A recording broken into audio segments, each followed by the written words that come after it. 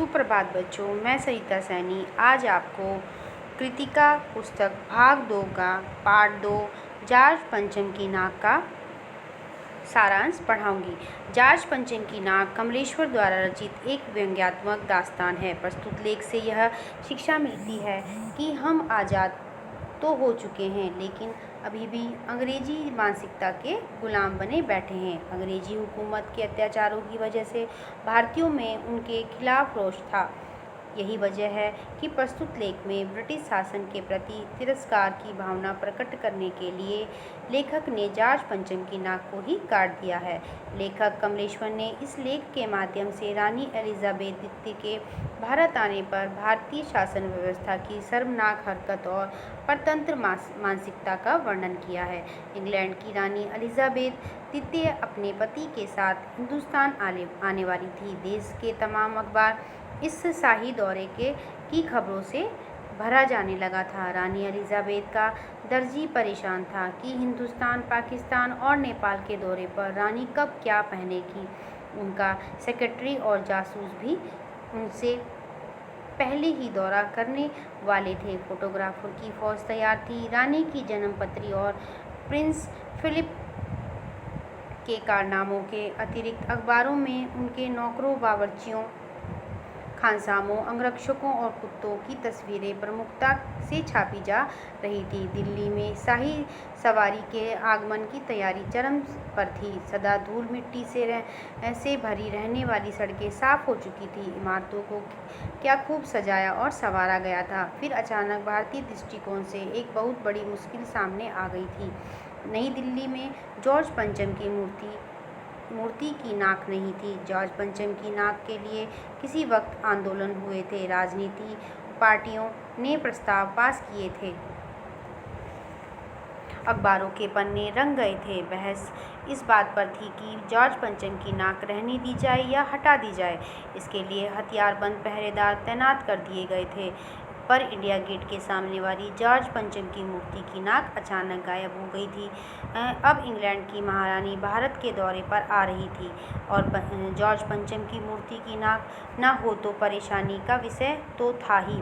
देश की भलाई चाहने वालों की एक मीटिंग बुलाई गई, जिसमें सभी इस बात से सहमत थे कि मूर्ति की नाक तो होनी ही चाहिए। यदि वह नाक न लगाई गई तो देश की नाक भी नहीं बचेगी। उच्च स्तर पर मशवरे के बाद तय किया गया कि किसी मूर्तिकार से मूर्ति की नाक लगवा दी जाए। मूर्तिकार ने कहा कि नाक तो लग जाएगी, पर उसे पता होना चाहिए कि वह मूर्ति कहाँ बनी थी, कब बनी थी और उसके लिए पत्थर कहाँ से लाया गया था। पुरातत्व विभाग की फाइलों को खूब खंगाला गया, पर वहाँ से भी कुछ पता नहीं चला। मूर्तिकार ने सुझाव दिया कि वह देश के हर पहाड़ पर जाएगा और वैसा ही पत्थर ढूंढ कर लाएगा जैसा मूर्ति में लगा था। मूर्तिकार हिंदुस्तान के सभी पहाड़ी प्रदेशों और पत्थरों की खानों के दौरे पर निकल गया, परंतु उसे वैसा पत्थर नहीं मिला।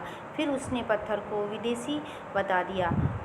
पुनः मूर्तिकार ने सुझाव दिया कि देश में नेताओं की अनेक मूर्तियां लगी हैं। यदि उनमें से किसी एक की नाक लाट की मूर्ति पर लगा दी जाए तो ठीक रहेगा। सभापति ने सभा में उपस्थित सभी लोगों की सहमति से ऐसा करने की आज्ञा दे दी।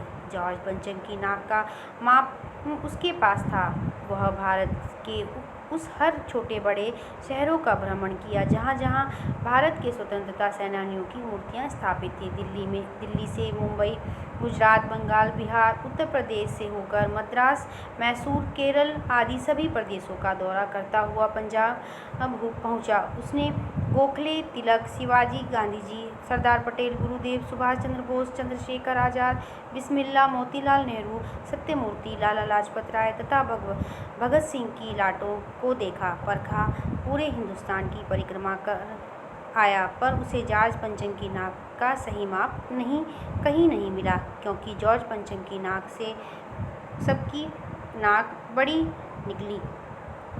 आखिरकार मूर्तिकार ने अपनी ओछी मानसिकता पेश करते हुए हुक्मरानों को कहा कि देश की 40 करोड़ जनता में से किसी एक कि जिंदा नाक काटकर मूर्ति पर लगा देना चाहिए। यह सुनकर सभापति परेशान हुआ और मूर्तिकार को इस घटिया और शर्मनाक हरकत की इजाज़त दे दी गई।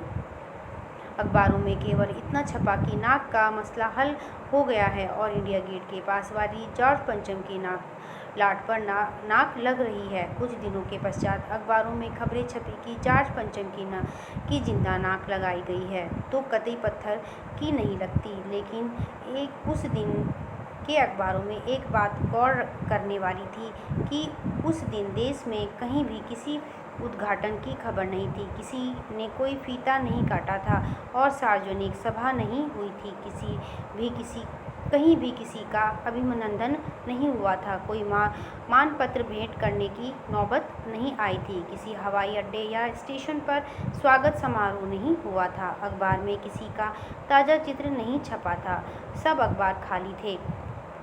पता नहीं ऐसा क्यों हुआ था। नाक तो सिर्फ एक चाहिए थी और वो भी बुध के लिए।